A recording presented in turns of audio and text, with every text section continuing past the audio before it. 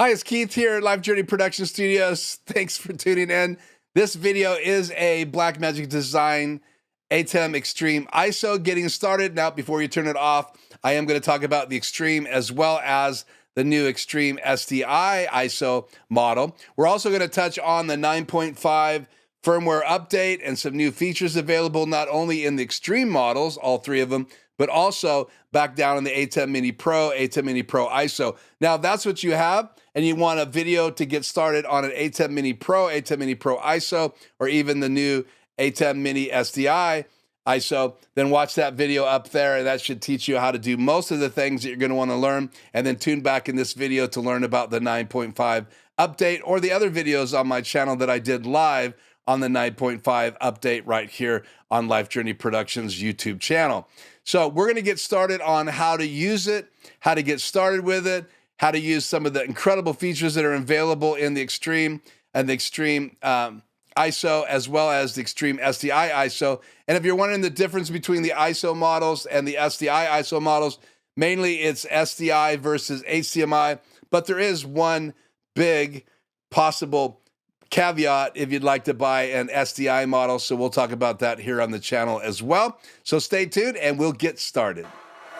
So the first thing I want you to notice is the back of this Xtreme ISO, and we're going to go left to right here on the screen right there next to me. But you can see on the very top, you have something that wasn't available on the Atem Mini Pro line or on the Atem Mini line.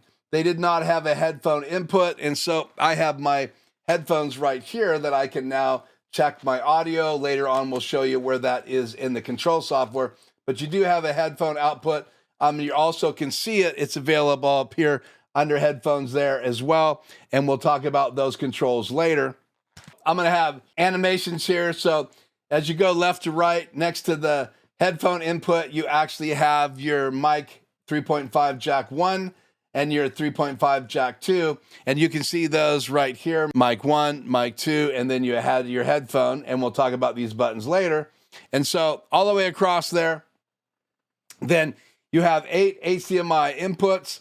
Here's 1, here's 2, here's 3, here's 4, here's 5, here's 6, here's 7, here's 8. That's right, 8 HDMI inputs now on the Xtreme ISO and the Xtreme SDI ISO.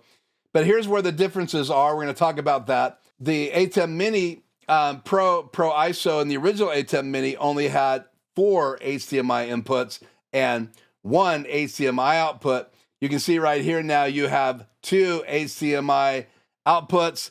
You have control over the first one right here, so you can change what the source is for that. So say you wanted to have multi-view, but while you're adjusting your focus on your camera, you want to put up camera 1 so you can see it full screen on your confidence monitor or on your main multi-view monitor. You can quickly make that change right here by hitting camera 1 all the way down to multi-view and program. So all of that's controllable. So if you want to control the other HDMI out, that's inside the software, and we'll show you where that is as well. Plus, a very interesting feature available in your USB-C out. And again, now you have 2 USB-C outs. You can see them right here on the screen up there where the circle is. And then here is the back of the Xtreme model that's HDMI. We'll look at the SDI model as well. And you can see from right to left now that you have your headphone input. Next to that, you have mic 1, mic 2. Next to that, you have the 8 HDMI inputs, and here they are, 1 through 8. You have 2 HDMI outputs. Then next to that, you have 2 USB-C outs. Now that's amazing because now you can record to an SD drive or 2 of these SD drives. So they'll automatically switch over. When one is full, it'll switch over to the other one. If you're doing a long play video, or you can plug one into one USB-C out, which should be number 2, and you can use USB out 1 to be a webcam. And with the new 9.5 update in the firmware, which it's actually going to be 9.5.1 because there's some bug fixes, you have a whole complete selection of things in your Xtreme that you can output through a USB-C in your webcam. That's really cool. We're going to talk about how you could use that feature later and why it's such an advantage and how I'm able to do some things that I couldn't do before using that USB-C webcam output and the ability to switch the outputs there. You also have a feature to do that as well in the Atem Mini Pro, Atem Mini Pro ISO, and the SDI model ISO, but you don't have as many choices in the Atem Mini line, probably hardware restraints or what they're able to do inside. But the Xtreme ISO, and the Xtreme SDI ISO has all of the different outputs available to you. So not only do you have HDMI 1 with this selection on the front, HDMI 2 through the software you can select what's going out to it. So one could be multi-view and the other one could be a confidence monitor of just full screen of camera 1, whatever input you want, as well as another multi-view monitor if you had someone in another room doing the switching for you. Lots of things you can do with that. Now you actually have the ability to bring in those different sources inside your computer, your Mac, or your PC as a webcam input. Then next to that, you can see you have your Ethernet port. Next to that, you have your power connector, and that's how you power your Atem. You cannot power the Xtreme over powered Ethernet, so you do have to have the adapter plugged in. That's the back of it. Again, big difference. Headphones, 2 HDMI outputs, as well as 8 inputs. And then again, 2 USB-C outs. That's big. So I love the headphone output for monitoring audio, especially if you're doing a remote shoot without a laptop. So that's kind of an overview of the back. Now what we're going to do is we're going to look at the SDI model and talk about the difference of the Atem Mini SDI ISO. You can take a look at those models here. We're going to talk about what's different on the back of those. There's only one major thing, but that's a big thing when you buy the SDI models. Plus, there's some things you can do with SDI we'll talk about versus HDMI in this next section. Okay, now on the back of the SDI model for the Atem Mini, you can see that, count them, there are 4 SDI inputs. And the big thing with the SDI is you can do longer runs where you're limited on HDMI. There are some HDMI slash CAT hybrids out there, so you'd have to test those. You might be able to go to over 12 or 15 feet, but that's usually the limitation to HDMI. Or SDI, you can do 300-400 feet, depending on the quality of SDI. So you have, as well as the SDI cable. But you can see you still only have mic 1, mic 2, 4 SDI inputs, but now you have 2 SDI outputs. That's a big thing because now you could have one become your multi-view and the other one could be a confidence monitor. You could run it into another room. You could send multi-view there, camera 1, 2, 3, 4. You could do program. All of the things, same features you have on SDI 1 out, you have the ability on SDI 2 out. Now let's pop up the Xtreme and see what the differences are there. Now look at that. You have 4 SDI outputs. Again, you can see the headphone there. Next to that, mic 1, mic 2. You have 8 SDI inputs. That's right, 8 SDI inputs. That's just like the HDMI inputs that you have in the HDMI model. But now look, you have 4 SDI outputs. I've never owned one, but from everything I've read, everything I've found, you can send what you would like to those 4 SDI outs. So now you have the ability to send those back to cameras. So you can control up to 4 cameras. You can send those to confidence monitors. There's just a lot of things that you can do with the SDI model. Again, SDI, you can do longer runs. Just keep in mind that you would have to convert any HDMI cameras to SDI to use it, as well as an advantage when you have HyperDecks, because HyperDecks have the HyperDeck Mini old version, the new HyperDeck Plus on up have fill and key for doing animated graphics, keying out the background so they're nice and crisp as they animate across the screen, or stingers. You only need 1 SDI input from your HyperDeck if you only want to play videos, and 1 input into it if you want to record videos. But if you want to do key and fill, you need 2 SDIs. And the good news is you won't have to buy any converters from SDI to HDMI like I have in my studio, because I don't have the SDI model. But on this one, you can come out of the key and fill to 2 channels, and you don't have to buy any converters. So the SDI model saves you money when it comes to inputs on HyperDecks where you have fill and key, but it costs you money if you want to bring in HDMI cameras into your SDI models. So I love the 4 SDIs. I wish that I had those 4 SDIs in my studio, but I'll live with 2 HDMI outputs because I don't want to buy all the converters, but that may be the solution for you.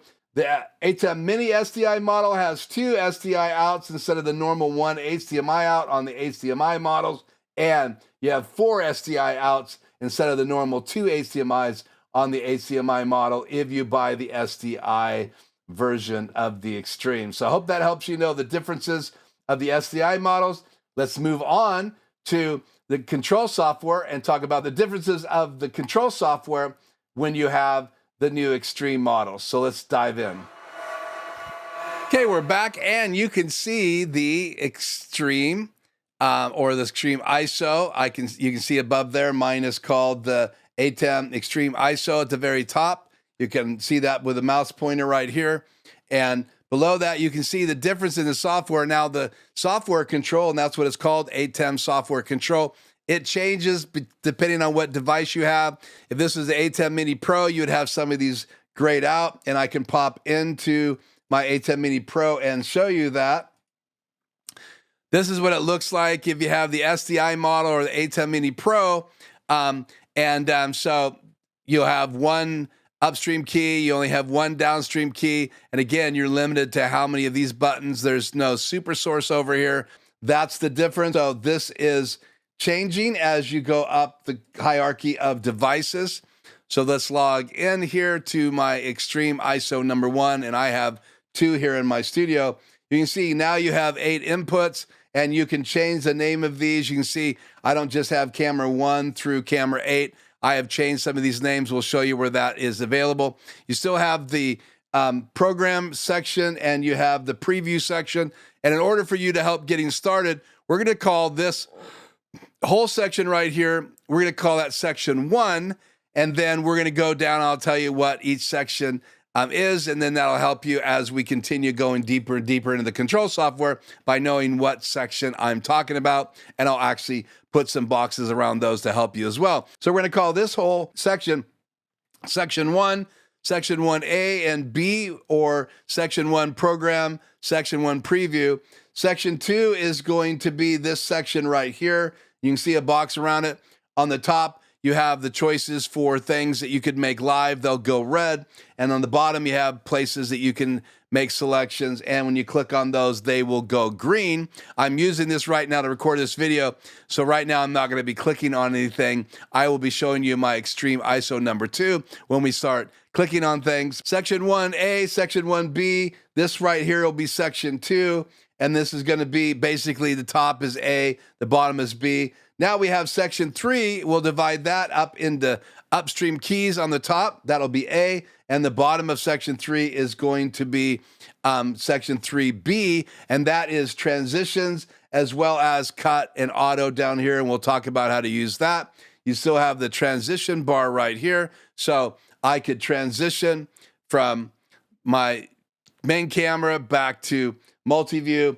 So that will be the transition bar. I'm not going to make a section for that, but I will say this: upstream keys are left of the transition bar, and section number 4, which is going to be this section right here, A type is going to be downstream keys, and the B section is just fade to black. And then over here, we're going to be calling this Section 5, and that has 1, 2, 3, 4 folders if you have the newer updates. If you don't have the newer updates, you will not have a separation between the HyperDeck and the media section. So if you don't see this up there and you have an Xtreme, get the new firmware and get the new software so that you can have those folders. So we'll be talking more about this. It also has in these folders, there's choices going down. So each one of these has choices. You can see I do have HyperDecks, I do have media, and I also have output information here. And you can see I'm recording on a disc right now, this video. So back to this, we'll go back into palettes. Palettes also will close each one of these. Palettes also has folders, and you can see those. That's different from your Atem Mini Pro. Your Pro is only going to have one upstream key. It's going to have one downstream key. We have two now. We'll talk about how to find those. Now you have super source. So that is a new feature on an Xtreme, and that is a great feature. We're going to be breaking super source down and how to use it here in a later section. You have color generators, which is available back in the Atem Mini section. And then you also have transitions. That's also familiar for those of you who've had Atem Mini. And then you have fade to black down here as well. You can change settings to fade to black in section 5 as well. So section 1, section 2, section 3, transition bar, section 4, and section 5. There's still a section left, and that's this selection down here. And we're going to talk about these folders. How do you get into these folders? You just click on them. So you have the switcher, which is open, switcher panel right now that I've already talked about. But in here, you have 4 options. So we're going to look at those. Media player is right here. We're going to talk about that. Audio page is right there. And then if you have Blackmagic design cameras, you have all of this that you're able to control Blackmagic cameras. I don't have any Blackmagic cameras, but we're going to cover this as well in this Atem Xtreme getting started in case you do have a Blackmagic camera. So we're going to go back to the switcher page, and you have a settings. So we're gonna divide that not into a section. We're gonna call it settings, and then you also have up here some selections as well, like all Windows and Macs have, and it's laid out just a tiny bit different if it's a Mac. So in Windows, it takes the full screen. In Mac, you'll have 2 rows up here. So make sure you're clicking on File, Macros, Output, Stream, Record, and Help on your Atem software controls. Again, that's kind of a layout of this software. Now, let's go through and let's talk about some of the things that are available in the Atem Xtreme that was not available in the Atem Mini Pros and how you use them. So let's dive into section 1. Well, welcome back. Now we're going to talk about section 1 and section 2 and how you can use these to make transitions and how these things work. So if you had camera 1, camera 2, all the way through camera 8, you had 8 cameras plugged in, or maybe 4 cameras and a laptop and a hyperdeck and something else plugged in. If these were all active, I could make any one of these section 1A devices active once they're plugged in the back by just clicking on them. When they're red, they are live in your program out. And so everything I click on here would go live. You can see I'm now plugged into my Atem Mini Xtreme ISO number 2. So nothing I'm doing right now is changing what you have on the screen. You can see nothing is recording over there because I'm using this for training. And that's why I have 2 Xtremes in my studio. So when I do my consulting, I can cut to these and demo them without messing up what's going into Zoom, which is important. And there's a new feature that would stop that problem if you only had one Xtreme ISO. You can do now training by the new feature that we'll talk about in the webcam output, but that's for a later section. Okay, so that is the live just by clicking on them section. Section 1A, section 1B, anything you click on is in the preview screen.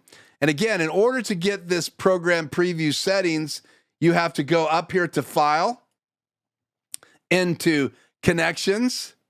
I'm going to go into my Atem Xtreme ISO number 2. You can see it's highlighted. I have 3 on my network. I'm going to click on Atem Setup. And one important thing for everybody to realize is that there is this setup screen. And under the setup screen, here is Xtreme ISO 1. I'm going to go over to Xtreme ISO 2, which is what we're demoing. I'm going to click on this little icon right here, and this main screen pops up. Now, if you haven't opened this up and you updated to 9.5.1 or 9.6 or whatever is available right now when you download the software control, you may get an alert once you click on the screen that you need to do a firmware update. Just make sure that your Atem is plugged into your network and you have a USB-C cable plugged into it, and then just go ahead and do the update. If you do not have a USB-C cable plugged in, you probably won't be able to do the update. There is a selection down here that you can change that, and you can say that you want to be able to update your device. Sorry, it's right here. You want to be able to update your device via USB-C and Ethernet, and that's right there. Right now, I am playing around with just Ethernet. So up here, you can see that you have the firmware version. You have what the device name is. You could change it right here. You also have a storage page.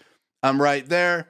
So down under setup, if you scroll down here, you have this section right here that says cut bus by default. If you have a brand new Xtreme or Xtreme ISO or Xtreme STI ISO, that is going to be cut bus by default. If you want to use the program and preview, that'll change the front buttons on your Atem Mini Xtreme, as well as the way you can edit back and forth. So change this over and hit save, and you'll be set up like I am, and it'll be easier for you to do this training. If it's not set that way, then every button that you would push on the front of your Xtreme, you can see my mouse right here, would go red. But if you do have cut bus turned off or preview program turned on, everything you click on will go green, and then you have to make a transition for it to go red because the front of the device only has one set of buttons. So it'll either only be program or it will be preview program, so green and red. And when you hit the transition or the cut over here, and we'll show you this later in this video, then you'll be transitioning from green to red as you hit the auto transition button. So we're going to close this, get back to the software. I do have preview program set. So again, everything that I touch on the front of my Atem will be just like this. One button will be green and the other one will be red. And if I want to transition between them, let's close this, then all I have to do is skip over here. So section 1, section 2, A and B. We're going to go over here to section 3, B, and down here I'm under mix. So I'm going to hit auto, and you're going to watch it transition right here now. The Apple TV is alive and in the program, and preview in your multi-view would be this right here. Now, we'll talk about how to set your multi-view up later, but right now, I just want to teach you how these buttons work. So that's how the section 1 works. You have live buttons up here. You can just go live by clicking on any one of these buttons, and that will be in your program out. Then obviously if you're live streaming or you're using it as a Zoom source or Microsoft's meeting webcam source, that's what your person in the Zoom meeting is going to see. Whatever you click here is going to go live in those different formats, places. So now the bottom again is preview. These will be in your preview side of your monitor. These will all be live. Next to that, again, you have more options. So this is section 2. A, you have a black choice. You have Super Source, you have Media Player 1 and Media Player 2, and that's a big difference between the Xtreme models and the Atem Mini Pro models. Is the Pros only have one media player. That means you can bring still or lower thirds on the air. And now you have 2 choices to bring 2 different still images on the air. Above that, you have color 1 and color 2, and those colors can be changed. They have a default, but you can change those in the color engine. But black will always be black.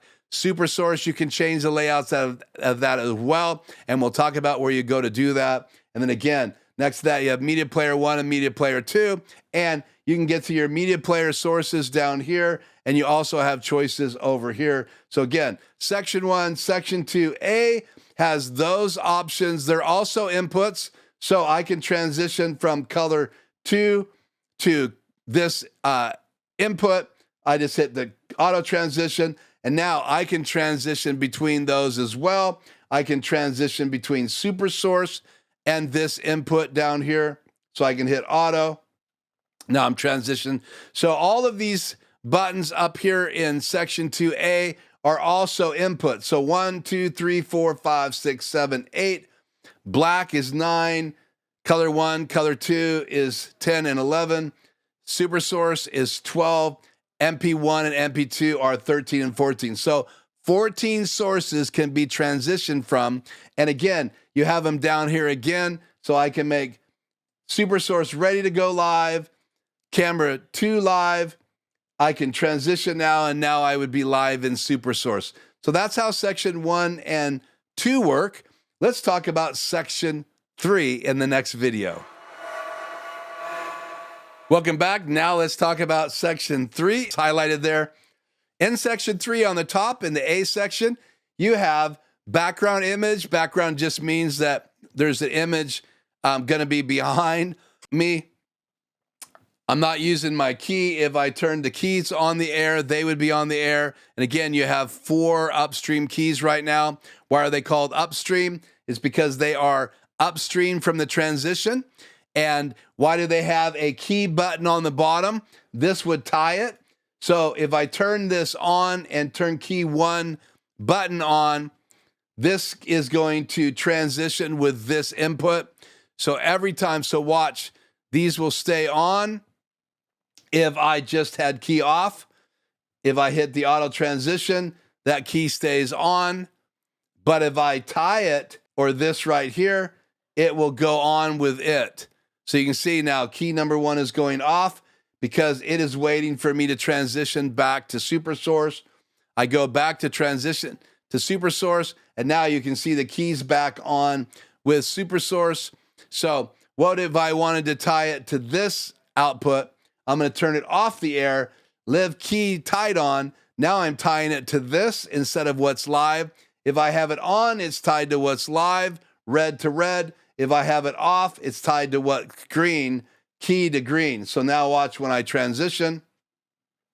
It's now on with my Apple TV. And if I transition back, it's now off because it's tied to, not to super source, but it's tied to this. If I want to tie it back to super source, I just turn it on with key on, and now you can see that key is coming on only when super source is on the air. Now that's true with every one of these keys. Upstream keys have more than one feature. We'll talk about that in a later video. Now you can see all our keys are off, and we are going to jump over to section 4 and talk about downstream keys before we get back to section number 3 and talk about the section B, because that's all about transitioning, and we're going to get back to that. So now we're over here in section 4, and 4 has an A and B section. We'll talk about fade to black last. But now with the Atem Xtreme models, you have 2 downstream keys. Downstream keys are called downstream because they're downstream from the transition bar. These are the best places for you to go just to put logos on the screen, lower thirds, or static bugs on the top of the screen, or lower thirds on the left or the right of the screen, or even in the middle, or you could put a graphic right over my face if you wanted to.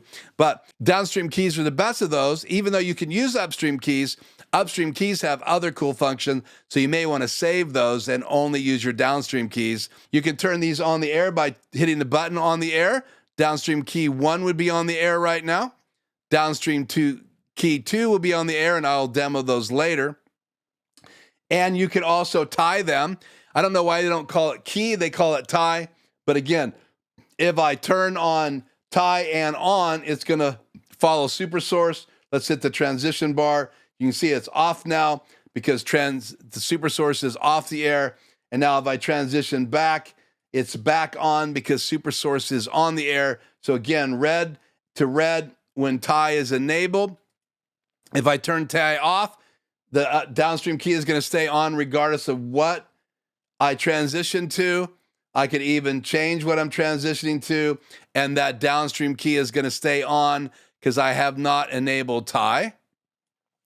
If I turn this off and turn tie on, it's now going to tie to this preview input, which will go live once I make a transition. So watch the downstream key come on the air once I transition the bar. Now I have that input live, and my key is live because I tied it to what's about to go live. Again, remember, how do you tie these? You tie them either with the button on or the button off. If the button's on and you turn the tie on, it's going to attach to what's ever in the red area, the program out in section 1A.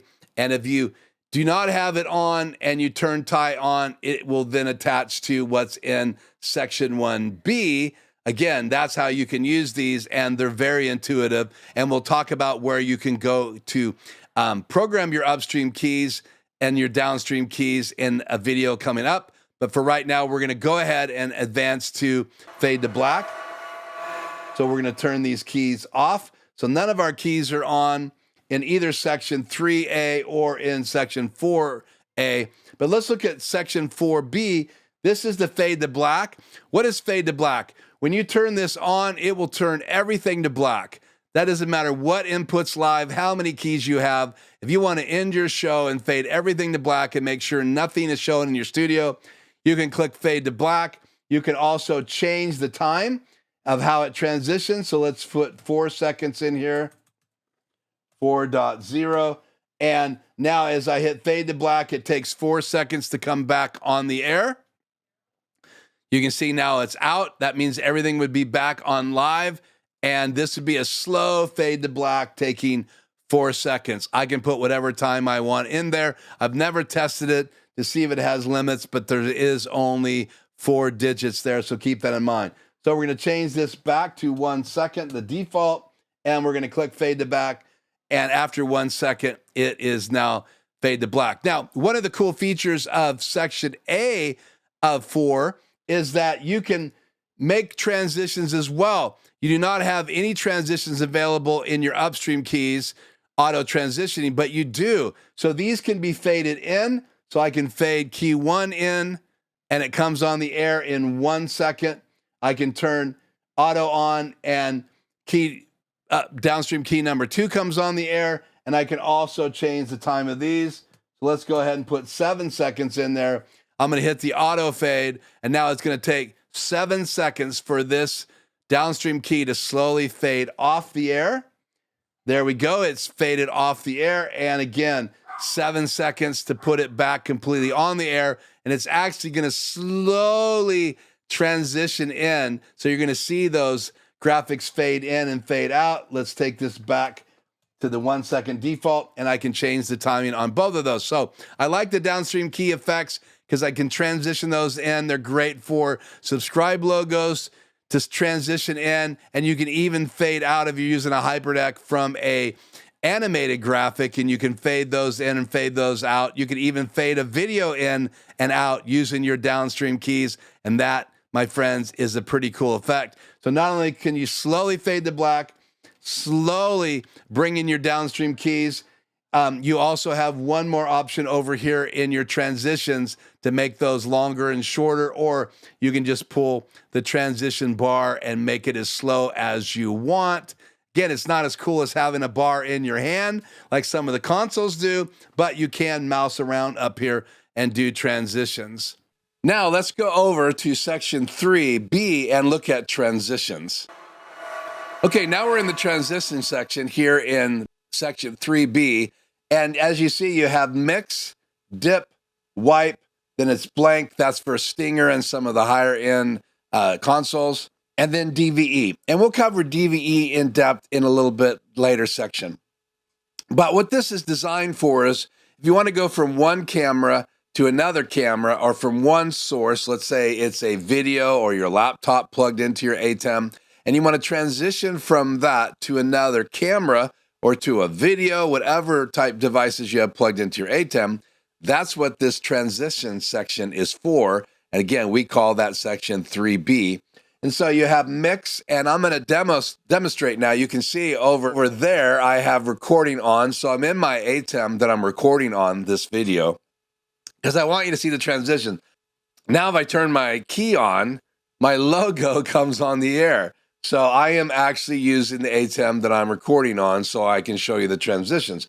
So I have this camera angle and I have Super Source, and we're going to transition between those two camera angles, and we're going to do that using mix. And mix just does a nice transition, so it slowly transitions from one, blurring it down to 0 as it brings up the other camera.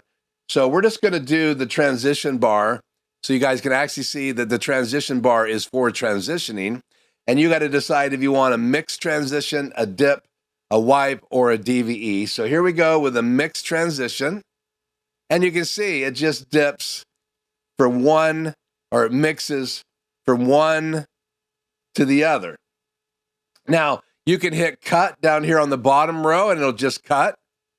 Or you can hit auto and it's set to 1 second. You can see right here. So I'm going to hit auto and it does a mix automatically because I'm hitting auto. Now dips from this view through the color black to the other view. So I'm going to hit auto transition, and now it dips to black and back to this view, dips to black and back to this view, and then wipe. There's a number of wipe choices, and we'll cover those later in another section. But for right now, I'm just going to show you the one that's loaded right now, and this is a wipe. So it's kind of a star pattern, and it just transitions from this view to that view, and then I'm hitting auto to trans back and forth. So I can cut the same way, and it doesn't show you those transitions very well because it's so fast. So to see them, you got to hit auto. And if you really want to see what those transitions look like, we'll change the value of the auto transition to 4 seconds. And now I will hit auto. And you can see that this transition is slowly going a shape to the other camera and then dips slowly. Looks like that in 4 seconds. And I'm going to, or 1 second. So I'm going to change that to 4. Now I'll hit dip in 4 seconds. So black and back to the other camera, black and back to the other camera because it's dipping through a color. And then I'll hit mix. And each of these transitions, you have to type a value in because they're actually different features inside. So I've typed in 4 for mix, and here's what mix looks like when you do it really slowly. Now, DVE gives you the ability to take a graphic and use it for a wipe across the screen. And we'll look at DVE later. Right now, if I hit DVE and make an auto transition, it's just going to wipe across using the background behind my super source. But you can create a nice skinny graphic and make this DVE transition look a lot better. And you can choose even cameras to be what sweeps across the screen. So you can have a video sweep across the screen because you can program what you want the DVE to show on the screen, or you can make a really cool graphic, and that's what makes this DVE wipe. And we'll show you more about that when we get in another section. Now, the last button on the bottom is this preview transition. When you click on that, when you're in your multi-view, you're only going to see the transition that you've set up in your preview screen. So I'm going to show you now. So now that I have this on, I'm going to go back to mix, and I'm going to hit the auto transition, and you don't see it. You can see it in the preview screen.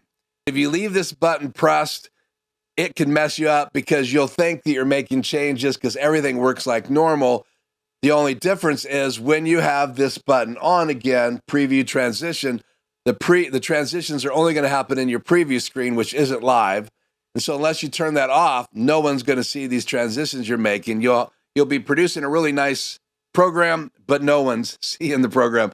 So make sure you turn that off because that only shows the transitions that you're doing in the preview screen. This is really good when you want to preview like a DVE transition and make sure it's working right. Because let's say you forgot to load the right transition and you hit this and you go, no, that's not what I want. You don't want that on the air, so using preview would be a great chance to catch that.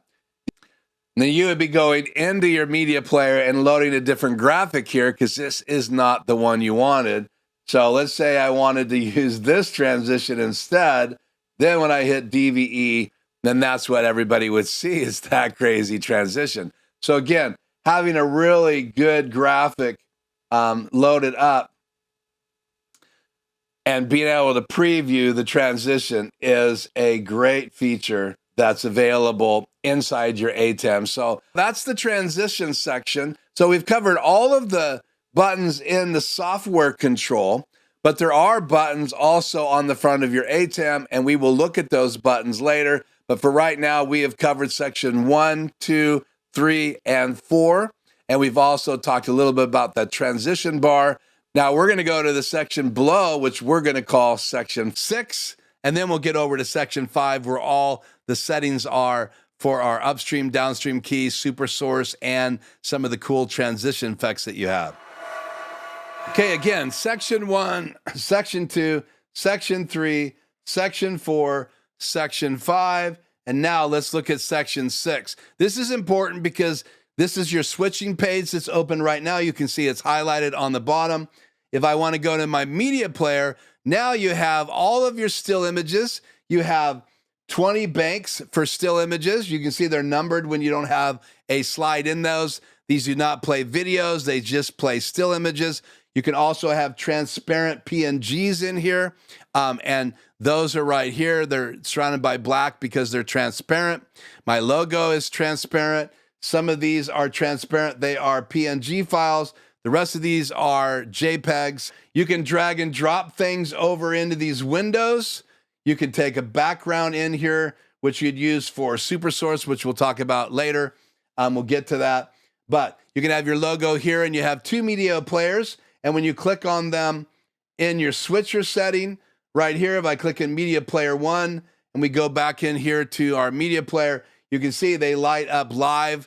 You can see what still image is live. There's a red circle around it, and you can tell what media player is live. So if I'm on this page, that thing is live right now. And if I have SuperSource on, you would see that 1 and 2 will be live. So let's go ahead and put SuperSource live on the air. Go back to my media player, and now you can see my background image in SuperSource, which we're going to talk about here later, has a red circle around it, and my logo is live in my Xtreme ISO number 2, and we'll demo these in a minute after we learn about all these sections. So what is this box over here? Well, you have player 1, player 2. Again, it does not play videos. If you have one of the console models or the rack-mounted models, they will play a certain amount of frames, and I'm not going to be covering that in this video because it's not available in the Xtreme ISO, or the Xtreme SDI version, so keep that in mind. So over here is a preview box. So we're going to go up here and we're going to click into my travel drive. That is an SD drive hooked up to this. I'm going to scroll down here and go to my live folder, which I use for all my live streams. Let me find it right here. There it is, live show. And then let's just look at April 19th. We'll click on that folder. And then now you get a list of all of the files in that folder. I have a JPEG. I have a TIFF. I have a JPEG, all these JPEGs. Now, if I click on one, you're going to see a preview of it here.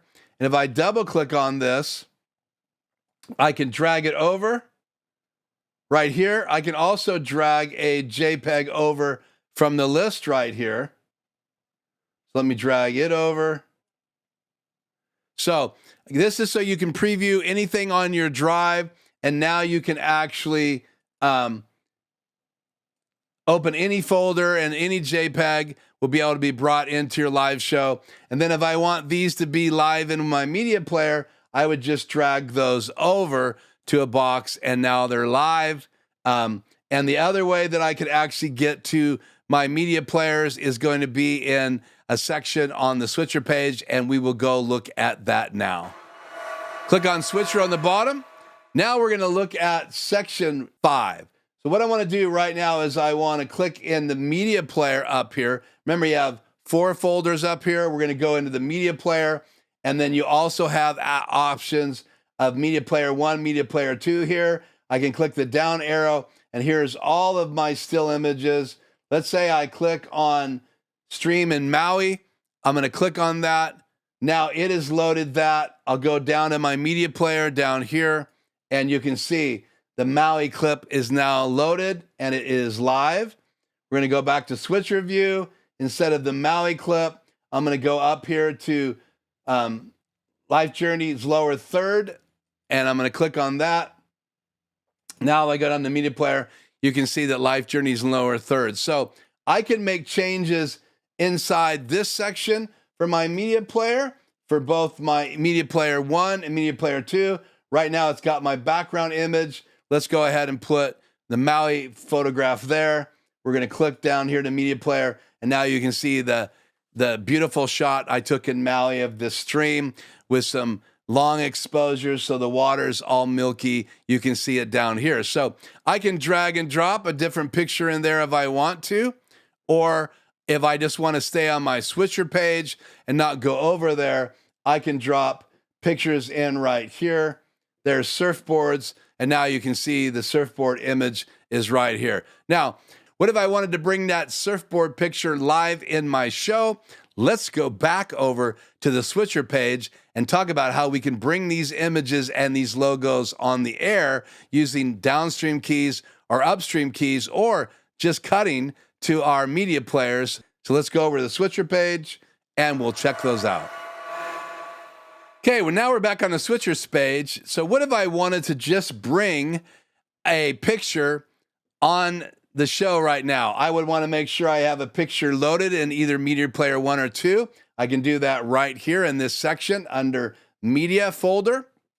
And if I wanted to bring on media player 1, I would just click media player 1. That will bring it on the air, and I'll demo this here in a minute. If I wanted to bring media player 2 on the air, I could do that. If I had a beautiful still image between both of those, and I want to just go between 2 slides, let's bring this slide to the top. So now I could go back to the switchers page. I could make media player 1 green in the preview section. That's section 2B. And I can have in section 2A, media player 2 ready to go. Now I can pull my transition bar up, and I would be demoing those on the screen, on the air, by just making a transition back and forth. So I could cut from a camera to a still image by just making a transition. So now my Apple TV would be at input live on the air, and my media player would be off the air, and I just pull the bar, and I can transition between any other input and this. I could even go from black, from media player 1 to fade to black by doing that. And again, that wouldn't cover all the inputs. This fade to black over here is the only fade to black that would cover everything. So if I had a key on, this would be a background image, and that key would go right over black. So keep that in mind. But I can go to black, cut to black. I can cut to a color as well, or I can transition between the media players and any other input. So we'll transition between media player 1 right now and color 1. So now color 1 is off the air and media player 1 is on the air. So how do you bring lower thirds on the air so they overlap my picture? And how do you bring those media players on using keys, upstream keys and downstream keys? Let's pop over to those settings and see how you can bring those lower thirds on the air right now using a downstream key or an upstream key. Now the fun begins. We're going to start diving into how you use your upstream keys and downstream keys. Okay, now we're back in my Xtreme ISO number 1. I'll show it to you. If I go to the switcher page, you can see if I go to output, it's actually recording. So we're going to show you these transitions actually popping on the screen right now. So we go back to the media player folder on the bottom. You can see right now I have the SDI back on here. And so we're going to pull our logo over there. So there I am in my main camera view, and there is no logos below me. There's nothing on the screen. I'm just using camera number 1. And again, if you want to see that, there you go. You can see the logo now is on the screen, and you can see that I have the background back in the background. So let's just play with the logo right now so I can demo this. So you can see up here I have upstream key number 1 on the air. Section 1, Section 2, Section 3A is our upstream keys. So let's turn that off, and the logo goes off the air. So how do I do this, right? We know how to tie it to different inputs. So how do I do that? Let's go over here, close palettes, the output palette, and let's go up here to, again, Section 5, and it's just the top section here. You have 4 folders. We're going to go down here to key number 1, which is represented by these 2 buttons right here. And you can see I have a Luma folder, I have a Chroma folder, I have a pattern folder, and I have a DVE. Let me quickly explain what those are. Luma are for bringing basic graphics on the air, so key 1 can be Luma. You could go into Chroma, which is for doing green screen work. So if I was sitting right here and I had a green screen behind me and I wanted to replace that with a photograph, then I would use the Chroma folder, and we'll talk about how to use that here and demo with a green screen behind me, so hang on for that. Pattern, I can put my cameras in a pattern. I can put other items in a pattern. We'll talk more about that. And then DVE, this is for me doing pictures and pictures on the screen. And there's lots of choices in here. We're going to go deep into this towards the end of this video training. But right now, we're just going to talk about Luma, Chroma, pattern, and DVE. I'm just going to focus on Luma right now. So there's two types of graphics that you can put on the screen, photographs or lower thirds or bugs and all that. So how do you get the transparency? You have to go in your software and you have to create a PNG file. And when you create a PNG file, you can actually create a PNG file with what we call a pre-multiplied file. And what that is a double layer file. I'll show you here on the screen. The background layer cuts out the background so none of these plaid lines show through. So the pre-multiplied background, which is the key, will cut this out the size of the graphic. And then the main layer, which is the fill source, and you can see it right here on the screen. You have fill source and key source. And right now we have media player 1 set, media player 2 is media player 1 is the key source. And that is how you can bring on a regular graphic. If you have a pre-multiplied graphic, which you can export through Photoshop, Photoshop has the ability not only to create a pre-multiplied graphic, so you can take a regular PNG, bring it into Photoshop, and in Photoshop, we'll demo this later, you can export directly in to any one of these empty areas. So let's say that this 3,000 subscriber slot is empty.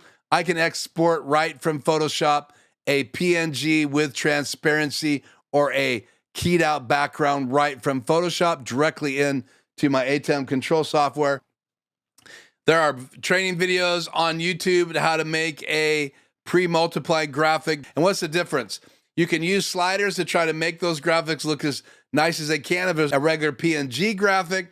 But if you want those edges and those shadows or transparencies to show up the way you want them to show up and look professional, you're going to want to export a graphic with transparency, and that is a pre-multiplied graphic. And when you have a pre-multiplied graphic in your media player 1 or 2, again, media player 1, media player 2, media player 1 right now has a PNG file in it, but if you want to find out if it's a pre-multiplied graphic, we'll go back into the switcher view. We're going to turn on pre-multiplied right here. And if I turn that graphic on and it's an ugly white like it is, that means it is not a pre-multiplied graphic. So we're going to leave pre-multiplied key off. We're going to turn that key on now. And you can see the logo down there and I can correct it. Right now I'm at 34.2 under clip and gain I'm at 49.4. So 34.2 is where I like to keep it. So as I move this clip up and down, you can see the logos changing, including the background.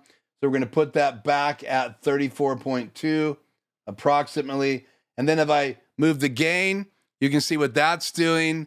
So again, you can adjust these graphics manually if you don't have a pre-multiplied graphic. So again, we'll leave that at 42.4, and that's the setting. Pre-multiplied graphics, you're going to turn pre-multiplied on. If they're just transparent graphics, you're just going to leave the pre-multiplied off and adjust these two clip and gain levels to get the right idea. So now, let me go into the media player. What happens if I drag a regular transparent graphic that hasn't been set up like this one right there to be a lower left thirds? Let's drag this in and watch what happens on the screen. There you go. This graphics is right on top of me. I'll drag my logo back on there. So again, if you don't create these graphics so they're supposed to lay out the bottom left-hand side down there, then they'll just show up in the middle of the screen. Here's a sample of that again. I'll bring on this SDI model. It's right in the middle of the screen because that's the way the graphic was laid out. So we will turn that off the air again, and we'll show you that. You can see that that SDI model is in the middle. This Canon camera is in the middle. So if I was to bring that on the air right now, it's going to be right over the middle of this whole graphic. So again, you have to lay these graphics out if you want them just to appear where you want them to go, or you'll have to use a feature called Flying Key that's available in your keys as well, and we'll take a look at that feature now. So what happens if you bring a complete graphic on the air? So let's go down here, and instead of my logo, you can see my logo's on the screen. I am going to drag a complete still image on the air right into on top of Media Player 1, and watch what happens. This graphic is going to cover the whole screen. There you go. If I go back into Switcher and turn that key off, you can see it right here. It's off. I'm going to click it on. Bang, it covers my whole graphic. But let's say I wanted to transition between Super Source and my main camera and tie that key. Watch what happens now. There is no graphic on the screen or still image on the screen now, but it's going to cover my main camera. And if I turn that key off the air, you can see me now with no graphic on the air. Turn key 1 off, transition back, and you can see that key's off the air. So a complete image covering the whole screen. If I turn that key on, it's going to cover the whole screen. But if it is just a lower third and I turn that key on the air, then it's just going to bring my logo on the bottom of the screen that you can see on the bottom left-hand side right there. So your keys can bring logos on the screen. They can bring complete still images on the screen. But what if you had a video in a hyperdeck plugged into an input with a logo in it? So now I'm going to go over here and change Media Player 1 to my hyperdeck, which is right here, hyperdeck to fill, hyperdeck to key, and now I bring this on the air, and now you have this animated subscribe logo on. So I can bring any source in through my keys. I could bring a camera into my keys. I could bring Media Player 1 and 2 into my keys. These keys are super powerful, and right now I'm using them to bring on a animated graphic from one of my hyperdecks, and I'll talk more about hyperdecks, and there's videos here on my channel as we progress through this training. But just know you can do that, or what if you wanted to have a stinger come across the screen? You can create a stinger, you can put it inside your hyperdeck, and you can bring that on the air as well. And that is a pre-multiply graphic.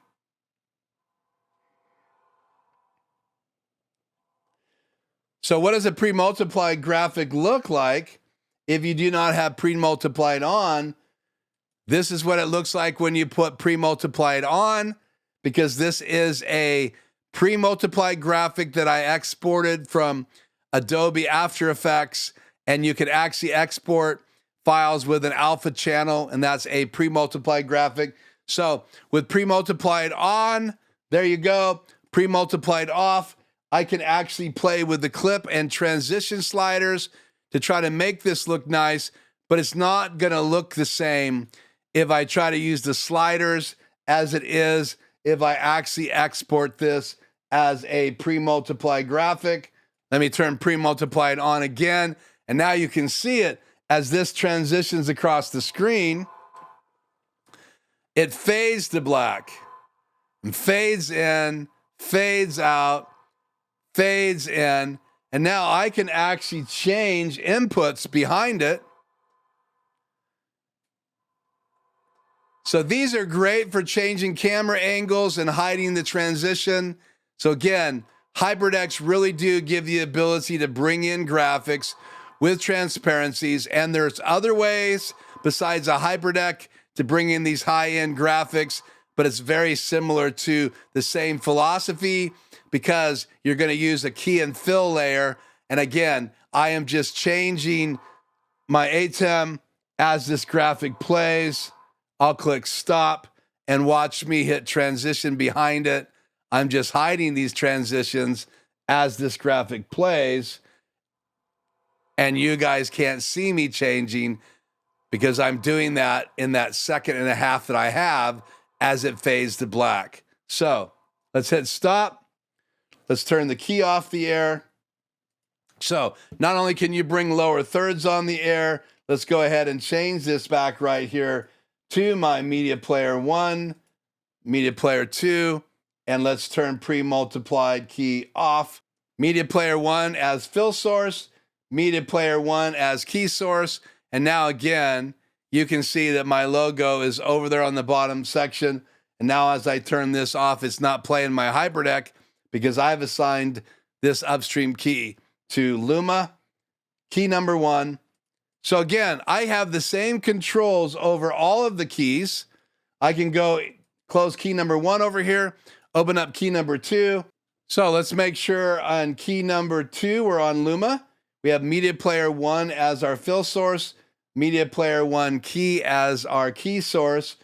We have pre-multiplied set to 32, clip, and 43. And now if I bring the logo under key number 1, it's on the air. Let's open up key number 3, and I have it set to media player 1 fill, media player 1 key for key source. Pre-multiplied is off. I have the clip and the gain set correctly. So now if I bring that logo on now using key number 3. So all of these keys could be used to bring a logo on, but let's go over here right now and talk about using the downstream keys for logo instead of the upstream keys. So let me close number 3. Let's go down here to downstream keys, and downstream keys are actually all on the same folder. So here's downstream key number 1, which is represented right here. Again, section 1, section 2, section 3, section 4A. You have your downstream keys. They're off the air right now. So I have my my downstream key pre-multiplied is on. I'm going to change this from color bars to media player 1 fill, media player 2 key. Pre-multiplied is off. I'm going to set this to 32 and this to 42. Now I'll bring my downstream key on the air and the logo appears.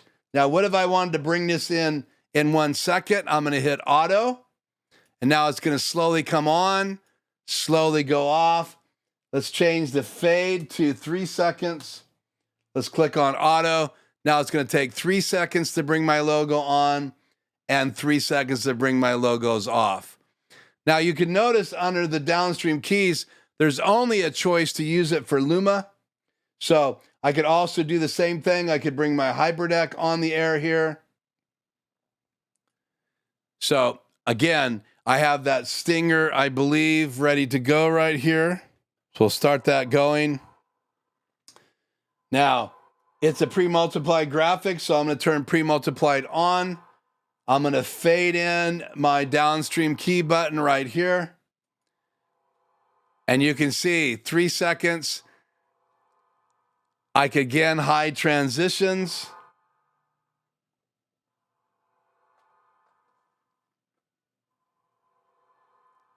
And I'm using my downstream key to play my hyperdeck.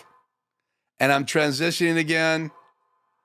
And if we pause that, there you can see, we'll go, let it go a little further. Play that, pause it. Let's pause it right there. And you can see there is transparency. You can see that the key is on. If I turn it off right here, then the hyperdeck video goes away. I could also play my subscribe button again through here. I'll turn that on the air. There is my subscribe button. So if you haven't subscribed to the channel, please do so now. Hit the like button, ring the bell if you'd like to be notified every time I upload a new video. I'm live every Tuesday or 4 p.m.